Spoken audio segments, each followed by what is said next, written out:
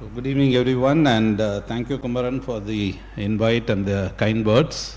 It's indeed a pleasure and privilege to be part of this your instruction course. I'm sure this is a important aspect or practice and stumbling blocks. So I'll try to remove the blocks for you. And this is one instrument it's very important for our safe practice, and I have no financial interest. Some of the names utilized may come because of the familiarity.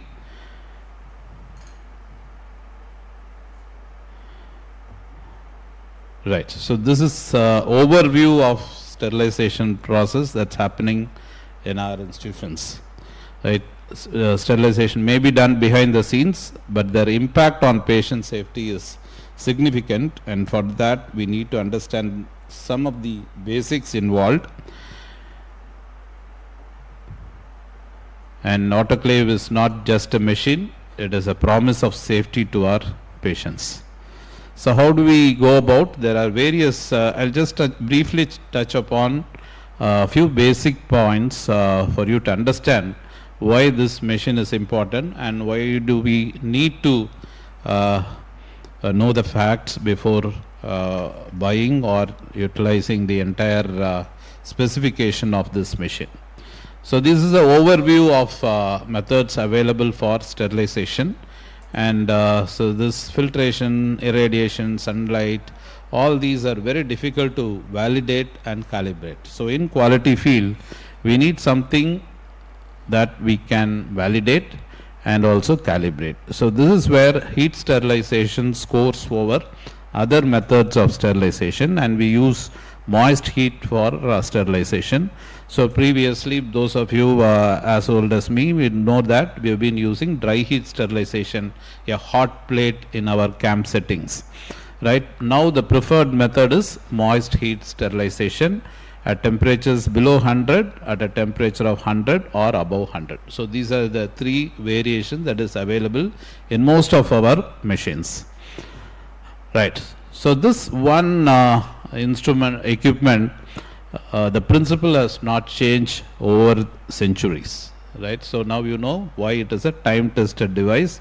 So Greek auto means self, and clave is meaning K, that means a self-locking device. Since the heat generator was very high, so there has to be a self-locking mechanism for safety. This is how pressure cooker was found, and this is an extension of pressure cooker principle, and this principle has not changed over the past 150 years. Right, so how do we select? So most of the our friends who call me ask for which type of autoclave to buy and what are the, because generally the manufacturer or the vendors, they tend to confuse with certain terminologies and specification which we often don't understand.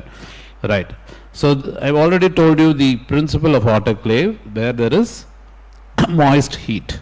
Right. So boiling point of water is directly proportional to the pressure when volume is constant, and when pressure increases, temperature increases. So this is how temperature is reached. So you have a chamber, you have a surrounding jacket filled with water, and then we have a treated water supply. Please ensure you have treated water supply for your autoclave. Most of the problem mechanically as well as infection control wise happens because we use poor quality water. So if you control this quality parameter, you can get good quality sterilization. And this has to be in a closed chamber, depending on the type of chamber we use, to 20 minutes, 30 minutes, or even sometimes it can go up to 1 hour. So ideally, all vegetative forms and spores have to be killed to attain sterilization. So this is the principle. This for those of you who really need this principle, it's important that mechanism of sterilization is denaturation of critical protein in the bacteria, amoeba, protozoa, or whatever organism we want to kill. So there are three phases of sterilization. So I already told you that there is a closed chamber, and in this chamber there are three phases that happen seamlessly. So fluid, temperature, and the pressure variation. So this undergoes from when you start the machine, first phase.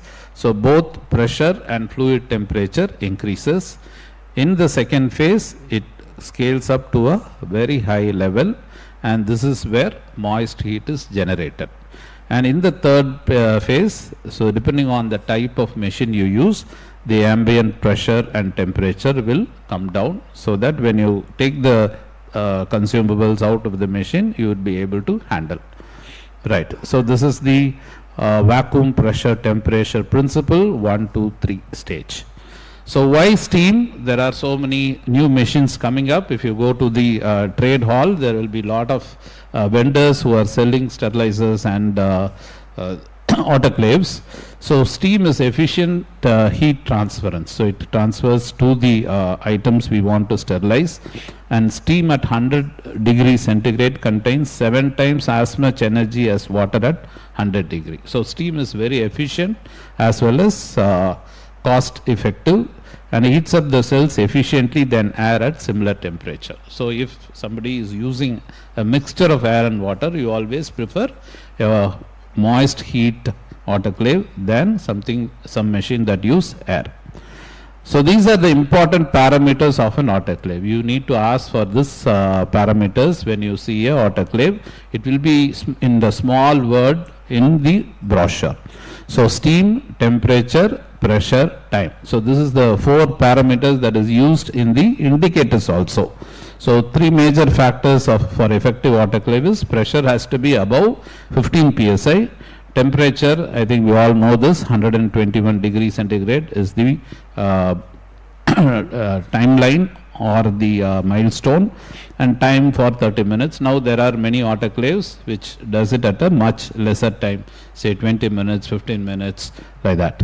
So you need to know the parts. I've already told you about the chamber. Then this chamber has to be protected to safeguard the people around. So you need to have a good quality door with a lock. And heating element is important. Is like any other heating element we use for boiling the water, but in autoclave it has to withstand the pressure as well as the repeated variations in the water quality and quantity.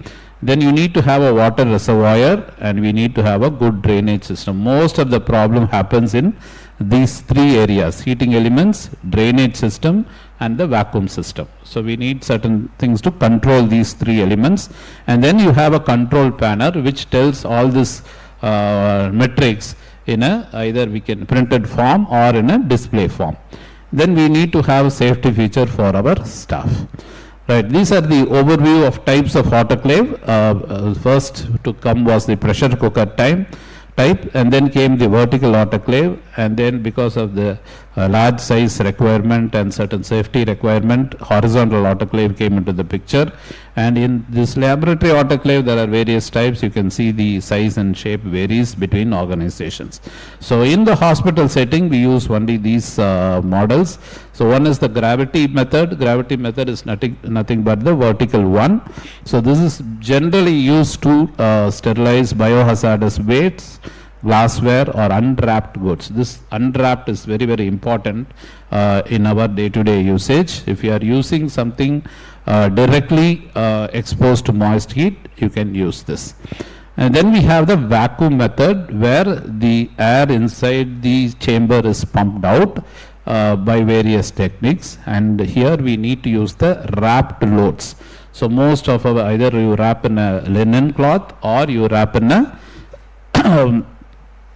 sheet of paper. There are various types of paper and readily available package materials. So pre-packaged goods are available. Then how to sterilize the liquid? You can use water, saline or agar also can be used. So for that you need a good lab quality autoclave if you want to sterilize the liquid. Right. So this is the commonest autoclave used. So most of us were using this before, and so here the steam comes into direct contact with the surface, and prolonged penetration time is essential for sterilization. And here one problem is incomplete air elimination, because the vacuums are not calibrated properly. And important thing is this steam cannot reach into the hollow cannula tubings, particularly the phaco tubings, vitrectomy tubings. It's very difficult to use. That is the reason, to avoid tasks, it's always better to use autoclave where the steam can reach to the hollow cannulas. And so very difficult to calibrate and validate this autoclave, and there is always residual air behind, so which can compromise the sterilization. And this is the reason NABH as well as other standard organization has proposed horizontal autoclave where vacuum, the gravity displacement part is not there. So there are certain pros and cons. These are relatively low cost, easy to use, and ideal for sterilizing solid instrument and suitable for small to medium size load, but it takes longer cycle time, can cause damage to the delicate material, particularly directly kept materials, and steam distribution is uneven. That's the reason very difficult to validate or calibrate. Right. The second commonest equipment or different type of autoclave is the vacuum assisted autoclaves. So what happens here is a vacuum assisted autoclave pulls pressure from the chamber. So before the sterilization happens, the air inside the chamber is removed by certain methodology. So we have two types, B type and N type autoclave. So B type is a positive pressure displacement autoclave. So there is a separate steam generated which feeds the main body of the autoclave in this system. So you can, if you go back to your theater, if it's a horizontal autoclave, you can see a separate steam generated which feeds the autoclave with the steam. So this is faster because there is ready-made steam available in the additional chamber. The second type is N-type autoclave or negative pressure displacement. This is nothing but steam generated and vacuum generated separately. Most of this type of N-type autoclave is used in the dentist clinic. So one important factor here is here again the calibration and validation is difficult in N-type autoclave, and it will not reach the hollow chambers or the hollow tubings. So for ophthalmology, if you are going to sterilize phaco tubings, re-sterilize phaco tubings or vitrectomy or your cannulas, it's always better to go for B-type autoclave. So I already told you class N and class B. Class B is useful for wrapped and hollow instrument. And then there are various types available, variations, benchtop autoclaves and vertical autoclaves in all sizes depending on the size and scope of your autoclaves. So I already told you about the important differences. Class B is the gold standard now. It's a bit expensive and require regular maintenance, and there are various sizes available depending on the type of instrument, type of cannulas you want to use. You can select your class B autoclave. Right. The third sterilizer is the ethylene oxide sterilizer or ETO. So we all know the pros and cons. This is useful for materials that cannot be sterilized with heat. Right. Heat resistant material can be sterilized with your regular autoclave, but non-heat resistant materials, the silicone tubings or those things, we need ethylene oxide sterilizer. It takes a long cycle time. That's why most of our staff would be held up with ETO sterilization for long hours inside the theater, and it may not be suitable for certain materials or loads, but it's relatively low cost. So the machines available now are very good and cheaper. The fourth, the new machine is the plasma sterilizer. So one important thing is this uses low temperature plasma to kill microorganisms. So even non-heat resistant materials, we can use plasma sterilizers. So the pros is heat sensitive medical equipment can be sterilized and very short cycle time. So hospitals who need very short sterilization time can go for this, and sterilization is very effective, kills all bacteria, viruses, fungi and spores, and it's environmentally friendly, unlike ETO which is carcinogenic and generates toxic chemical. Plasma is not very toxic. Right. So the cons, more expensive, there is a limited load capacity, and we also need to process and prepare the instrument in a different way. You need a separate special packing for plasma sterilizer, and maintenance at present, since the technology is new, it's costly, and the regular replacement of components also quite costly, because the filters have to be changed at the defined intervals. So some companies say every 6 months we need to change the filters and the tubings. Right. So what type of autoclave do you need? This is very, very important. You need to write down the size of your operation, type of your surgeries, type of instrument. I'll just take 2 minutes more. And so basic cycles in autoclave, you need to know the gravity, pre-vacuum and liquid I've already covered. So questions to ask before buying your next autoclave. So many of my junior colleagues ask me which autoclave to buy. So I ask them to write answers for these questions and decide themselves about which autoclave suits them. So decision making for purchase: what size autoclave do I need? What type of loads will I be running in my autoclave? What type of loads? What is the steam source? So whether I need a moist heat or dry heat, or if I have the money and inclination, go for plasma. So do I have the right type of water? So this is the foremost thing I advise all my colleagues, that go for the right type of water. And how much floor space will my unit take up? In a small CSST area or small adjacent sterilization room, you need to select your equipment first before deciding the size of the operation theatre as well as the adjacent sterilization room, and what utilities and support are required. For example, if you want to buy a ETO machine and install, the vendor will ask you at least 3 feet clear area surrounding the ETO machine. This is a statutory requirement, because the maintenance person has to go around the machine to change the filters and check for toxic leakage, and also calibrate the machine frequently. So it is a requirement that whenever you install a ETO machine, there has to be a clear 3 feet surrounding the machine. And also the ETO effluent has to go above your building, at least 8 feet above your building, only you can let out. These are certain specifications.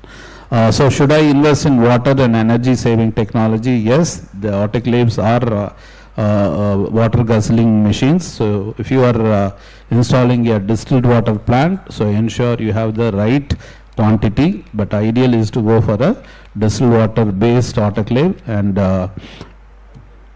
how will I get the autoclave installed? So front loading or back loading. There are 2 ways of loading: front loading and getting the sterilized product from the front itself, or front loading and getting the sterilized product behind.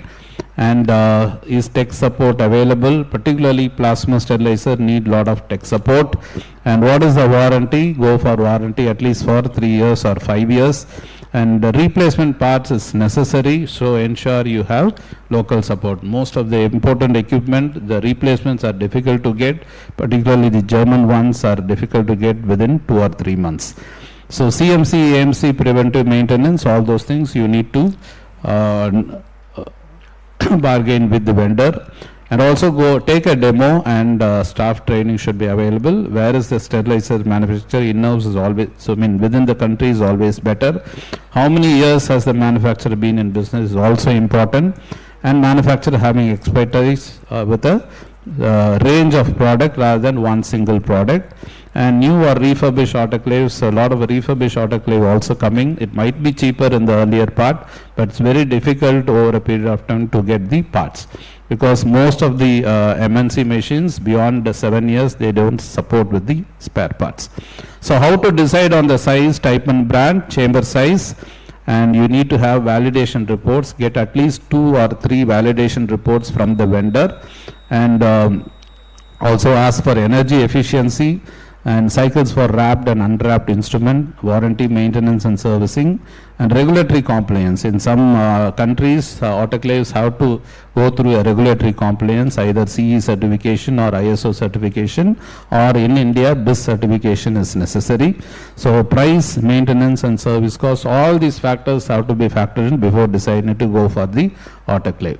So I think I have already emphasized about the type of water. Better always, this water is the lifeblood of any autoclave. Purified water is the best source. 3 methods to remove impurities. You can go for softening, You can use reverse RO water. You can also go for deionization, so which removes most of the solid contaminants, minerals and ions. You also need to know something about the engineering controls and the administrative control for operating the machine. So you need to go through the standard operating procedures. So a lot of new machines are coming up. These are the recent advances. Automation, full automated machines. There are computerized controls to control the data, record keeping and remote monitoring. You can take printout or have a log of this autoclaves things. Then there are new autoclaves to have different programs and cycles. And now there are green autoclaves coming up that reduce or recycle the water consumed, particularly in water sensitive places. And we can also control the energy requirement from 80 kilowatts horsepower per day to 20 kilowatts. So there are certain power control systems. So choosing autoclave for ophthalmic purpose, ideal is B class or plasma sterilizer. Capacity match the scope of services, number of surgeries and the size of instruments. So invest in yourself. It's the best investment you will ever make.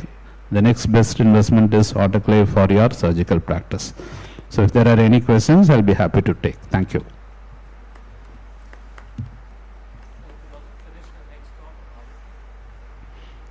Yes, Kumran. Since I need to go for another meeting, I'll finish my next talk also. It's a very short talk. Yeah. Unfortunately, no, sir. So there are new, the olden flash autoclaves are not suitable because one, it's difficult to validate. Second, it's difficult to calibrate. Third, it can be used for emergency purposes for non-hollowed consumables. But for hollowed, suppose a phaco probe or phaco tubings or vitrectomy tubings, always to better go the full cycle B-class autoclave sterilization. Yeah. Ladies first.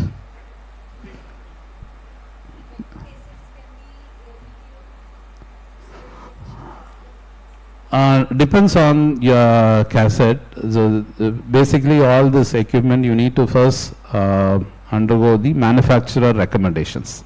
If your manufacturer doesn't recommend ETO, then it's not a good idea. But another fact is when you are using ETO for hollowed instrument like phaco probe, always leave a time period for the gas to go out. So at least 12 to 24 hours is recommended for this purpose. So don't immediately use, at least 2 or 3 days is essential.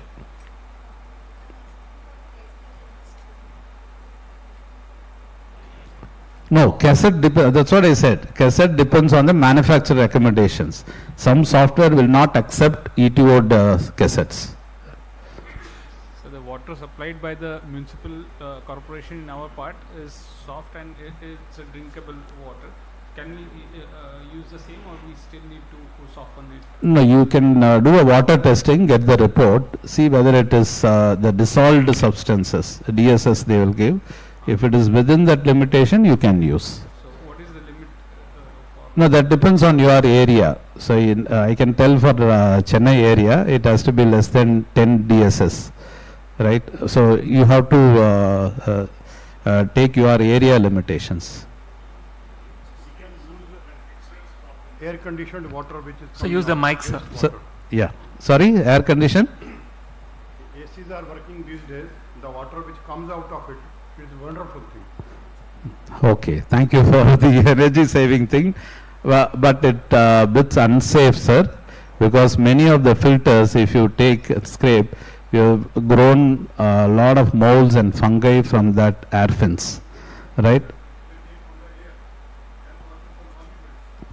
Yeah, I understand that. Yes, you are right in a way, but don't directly use the water. You have to treat the water and then use. So there is a lot of things for contamination here, right? It doesn't come foolproof. So if you see the air, it all depends on how frequently you clean the filters, whether it's split AC or window AC. So there is it's a recirculating unit. So most of the recirculating units, there are air pockets where you cannot reach and clean. So using water from that outlet, there is a risk of contamination. Yeah.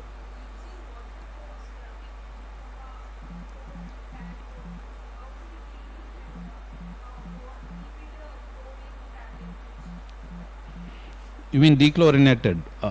Yeah.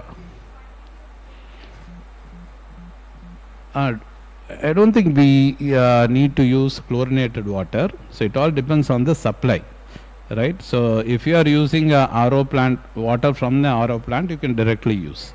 If you are using a distilled water, you can still use. Only thing, the distilled water should not be stored over 2 days.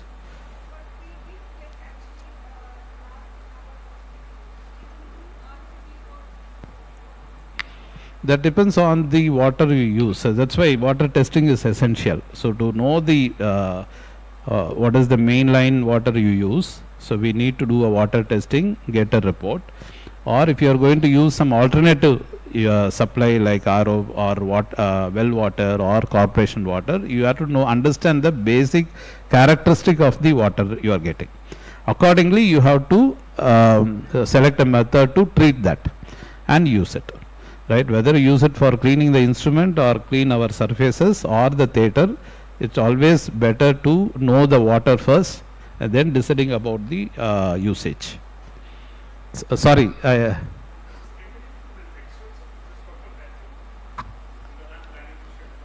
No, can we? Brands, sorry, I will not recommend this. No, so there are good import materials available. Melag is one, Hikanshu is one, that's a Japanese unit. So the main problem is the availability of spares from these vendors. I have all the equipments in my theater, right? I've also gone through all these pros and cons practically. Melag Autoclave, I'm difficult to get a sensor from Germany for the last 4 months. So when they sent a wrong one, which is so it's very difficult to get the spares. On the other hand, the Indian manufacturer, the cost is less, spares are easily available, and they are more amenable to us for small hospitals. So we don't have a clear-cut answer for your question, but the most important thing is understand what you have to look for when you select the machine, and then evaluate it yourself, rather than going for what I say or sir says, because it might suit my practice but might not suit your practice. So basic thing is understand the process, the facts and the protocols, and then evaluate the autoclave by yourself. So that is what I would suggest. Yeah.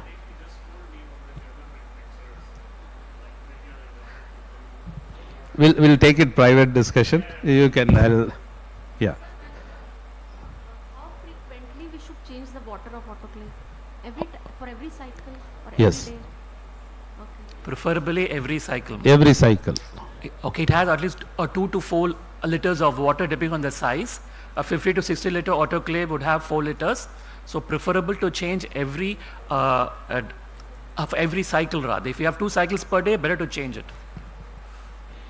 Okay, I'll just move to this my topic on how to audit and how to check the various registers. This is very important from the legal point of view, and so we all know that sterilization is critical and proper documentation auditing is essential, and so we have standards which provide framework for quality assurance. Right, so fundamentally we all know that complete elimination is the goal of all sterilization, and I think I've already told you about the physical methods, steam, and chemical methods like ethylene oxide, hydrogen peroxide and glutaraldehyde. But here the critical factor is time, temperature, concentration of the chemical and the contact time, right? So whatever documentation method you are using, you need to capture these critical factors and see whether these critical factors have been properly validated and used in your facility. So validation of each sterilization method is mandatory, whether it is ETO or steam sterilization or plasma sterilization. So first and foremost, you need to have standard operating procedures. So what is the autoclave type? So the SOP has to be defined and displayed. What autoclave you are using, what consumables you are going to sterilize, and what is the indicator to use, whether it is biological or whether it is type. There are various types. So I think Dr. Kumaran will tell about the various types, when to use which indicator and how to use. And responsibility is defined for biological indicators, water culture and horticulture, etc.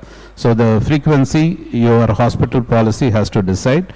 And how to audit, generally if you have a system in place, you have a HIC committee or infection control committee, and OT in charge is responsible for the validation and maintaining the SOP. And in case there is an external assessment like NABH assessment, so they will go through the audit. Right. So the key standard here is hospital infection control focuses on sterilization practices, and also the facility has to have equipment for proper sterilization, and there has to be a documented process, training and compliance monitoring. So these three are important part. So you need to have a standard operating procedure, you need to train your manpower, and you have to ensure that the manpower complies to all this training method. And standards mandate regular auditing and quality improvement, and you also need to have traceability and validation of sterilization process. This is where all the some of the equipment fail, because it's very difficult to validate their principle and the type of sterilization. So these are the essential documentation you need to follow. Instrument tracking from point of use through reprocessing. So reprocessing is nothing but so the cassettes you get or the processed end units, right? When you want to reuse them, it's called as reprocessing. Okay, I think somebody asked about reprocessing of these cassette. Most of the manufacturers do not advise reprocessing, because most of the cassettes are sensor based, and the machine is planned in such a way that it will block from reusing. Okay, so there is a catch with all these vendors. You need to have batch control numbers and sterilization cycle parameters. So all your batch loads have to have batch control numbers, and you need operator identification, nothing but your staff identification, and also whether the process has been verified. You need to maintain logs and calibration record, calibration of the machine, calibration of the process, and also log of this through a register.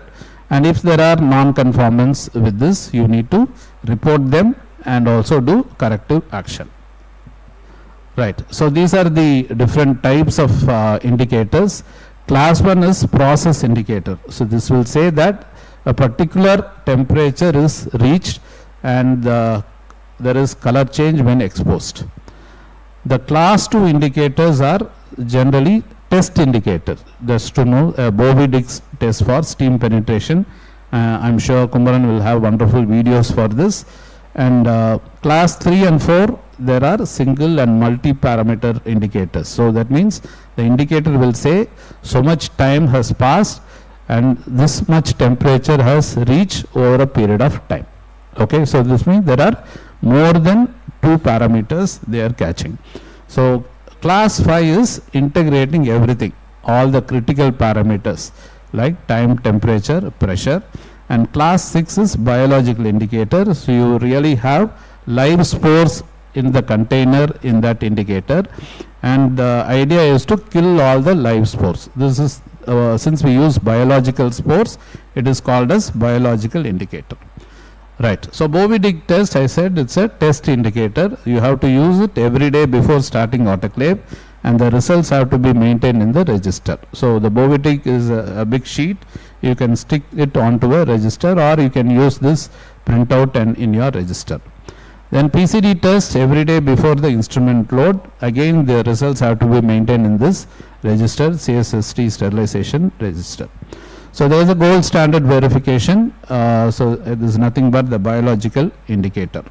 So this has to be used once a week. Keep all original records in the operation theatre and HIC department, maintain the results in Excel sheet to get enough data for assessment.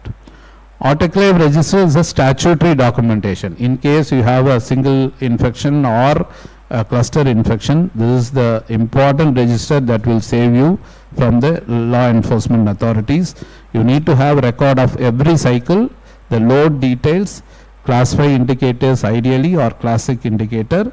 That indicator has to be stuck to the page, and the signature has to be obtained from the two people ideally, the operator as well as the staff in charge.